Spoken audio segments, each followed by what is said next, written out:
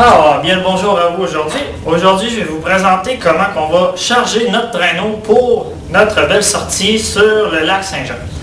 Donc, comme vous pouvez voir ici, c'est un traîneau que j'ai fabriqué par moi-même. Donc ici, là, on a des systèmes de cordes que j'ai passé tout le tour, des petits anneaux, puis des élastiques qui sont assez simples et maniables pour pouvoir venir attacher notre matériel.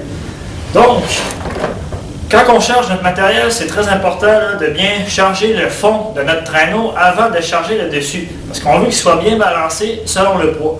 Donc, il faut vraiment que notre matériel soit impeccable lorsqu'on le charge.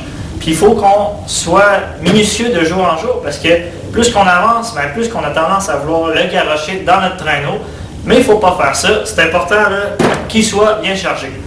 Fait que pour charger notre traîneau, c'est important de venir protéger nos équipements qu'on va y insérer dedans. Deux façons possibles de le protéger. Soit qu'on englobe le tout dans une bâche, comme dans un burrito, ou sinon on vient mettre une housse par-dessus. Moi, aujourd'hui, je vais vous présenter comment on le fait dans un burrito.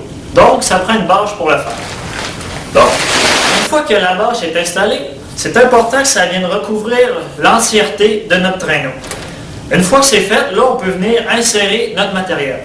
Donc, voici mon sac, mettons que je partirais pour la sortie. Ce qui est important dans notre chargement, c'est d'y aller selon le poids. On veut vraiment que le poids le plus lourd soit à l'arrière. Donc, le sac que j'ai ici, c'est un sac d'expédition, mais on aurait très bien pu prendre, mettons, un duffel bag ou peu importe le sac, un sac de valise, de voyage. Moi, ce sac-là ici, je l'ai chargé pour que tout mon poids le plus lourd soit à l'arrière et le plus léger en avant.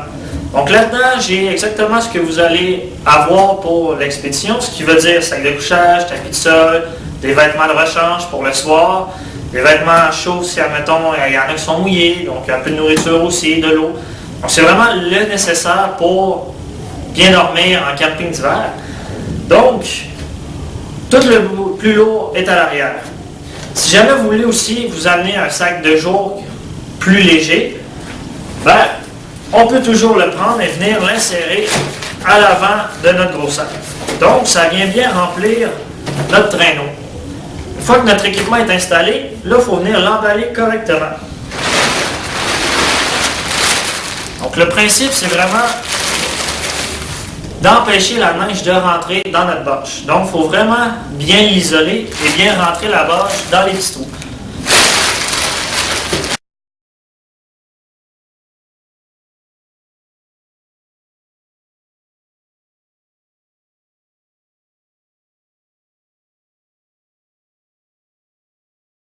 Une fois le tout bien emballé, des fois ça peut avoir de l'air super gros. Par contre, il faut vraiment faire attention à ce qu'on ne soit pas trop haut, parce que si on est trop haut, on va être débalancé.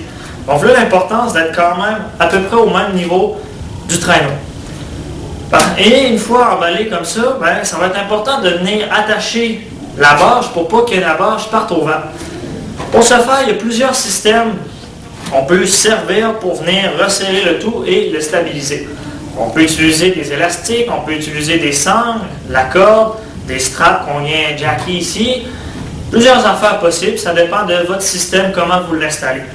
Moi, ce que je me suis installé, c'est un système d'élastique comme c'est ici, qu'on vient facilement assembler ensemble. Donc, je les ai insérés au niveau de mes cordes ici, et ça vient vraiment stabiliser le tout. Si vous n'êtes pas sûr, ben vous pouvez même en rajouter des plus petites qui viennent, admettons, comme ça ici, en diagonale.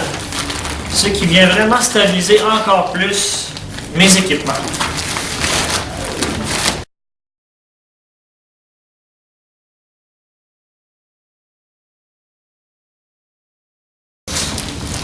Le plus important là-dedans, c'est que le tout soit stable. Donc, vous voyez, j'ai beau le voir le lever, ça reste en place, ça ne bougera pas de là. Donc, admettons qu'on serait dans une tempête, ben mon spot resterait sur son traîneau et je ne le perdrais pas. Et en plus, avec ce système d'élastique-là, ben, il est possible de venir insérer des équipements rapides d'urgence. Donc, c'est très important de respecter le centre de gravité parce que si on est trop haut et que le vent vient prendre dans le traîneau, ben, il est possible qu'il vienne canter sur le côté. Ce qu'on veut éviter. Donc, c'est pour ça qu'en étant un peu plus bas, plus au niveau du traîneau, on est capable d'avoir plus de contrôle sur notre traîneau. Aussi, ça va être important lors de notre équipement de bien balancer notre poids de gauche à droite. Parce que si on est trop lourd sur un côté, ben, on va être tendance à avancer comme ça lors de notre progression. Ce qui risque d'avoir plus de résistance, puis ça va être plus difficile à avancer lorsqu'on va avoir un débalancement de notre équipement. Donc, c'est très important d'être très bien balancé et d'avoir, comme j'ai dit tout à l'heure, le poids le plus lourd à l'arrière. Donc, c'est vraiment comme ça qu'on charge notre matériel. Et comme ça ici, ben, on va se progresser avec la facilité et voilà comment on vient charger notre traîneau. Merci de m'avoir écouté.